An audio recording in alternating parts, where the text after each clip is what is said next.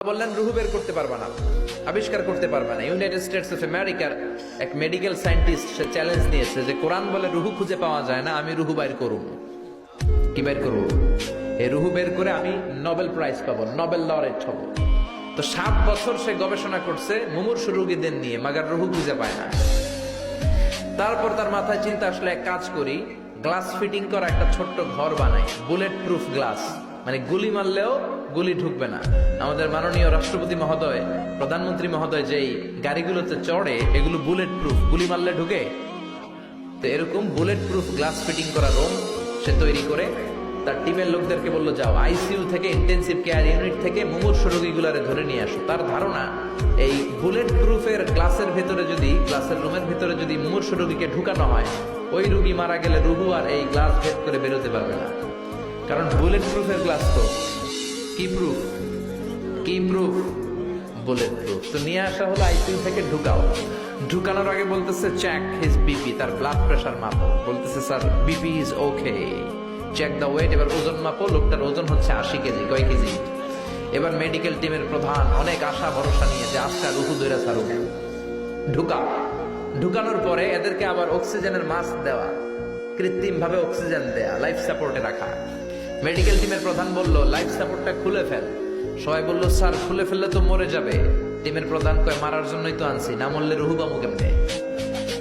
তো life support খুলে ফেললো, বুলেট প্রুফের গ্লাস ফিটিং করা রুম আটকে দেয়া হলো। অক্সিজেনের অভাবে ছটফট ছটফট করতে করতে লোকটা শেষ, লোকটা ময়রা ভূত হয়ে গেছে। এবার মেডিকেল টিমের প্রধান রুহু খুঁজে ডানে বায়ে, কিন্তু রুহু তো পাওয়া যায় না, রুহু পাওয়া যায় না।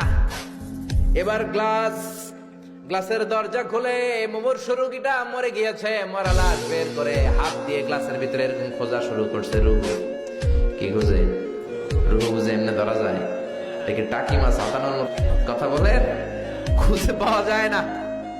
সে বললে একটা কাজ কর, চেক হিজ বিপি। বিপি মাপতো, স্যার মরে গেছে তো কোনো বিপি নাই, মানে এই যে অলিন্দ নিলয় সিস্টোলিক ডায়াস্টোলিকের যে ধাক্কা, এটা নাই, মরে গেছে। কিন্তু মরার পরে মানুষের ওজন থাকে কি থাকে না? মরার আগে লোকটার ওজন ছিল কয় কেজি? 80 কেজি। এবার ওজন দিয়ে দেখা গেল লোকটার ওজন হয়ে গেছে 78 কেজি। কয় কেজি কমছে? কয় কেজি? মেডিকেল টিমের প্রধানকে আমি পাইছি। সবাই কয় কি পাইছেন? কয় ওইটা। কোনটা? কয় রুহু। কেমনে পাইছেন? কয় মরার আগে ছিল 80 কেজি, মরার পরে 78 কেজি, কমছে 2 কেজি। তার মানে যেটা উড়াল দিছে ওইটাই 2 কেজি। মানে কিছু একটা তো পাইছে, রুহু না পাক, কিছু একটা হিসাব মিলানো গেছে না? তা না হলে মরার আগে 80, মরার পরে 78 হবে কেন?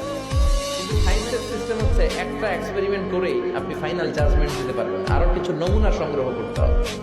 মেডিকেল টিমের প্রধান বলল আরেকটারে ধইরা আইসিইউ থেকে ব্লাড প্রেশার মাপ, ওজন মাপ। তারা বলল ওজন হলো এই লোকটার 70 কেজি। কয় কেজি?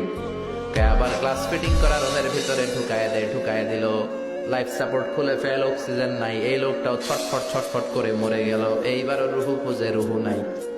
আবার বের করছে মরা লাশ, চেক হিজ বিপি, বিপি নাই, কিন্তু ওজন আছে না? নাই। মরার আগে লোকটার ওজন ছিল কত? 70। এবার ওজন দিয়া দেখে হয়েছে 71। এবার বাড়ছে না? এবার যাইবা কই? এবার যাবা কই? আগেরটা 2 কেজি কমলো, আসার একটা জায়গা ছিল, এবার বেড়ে গেছে 1 কেজি। আল্লাহ কয় কিয়ামত পর্যন্ত তুই ঢুকাবি আর বাইর করবি, কিন্তু রুহু খুঁজে পাবি না। ঠিক কি না?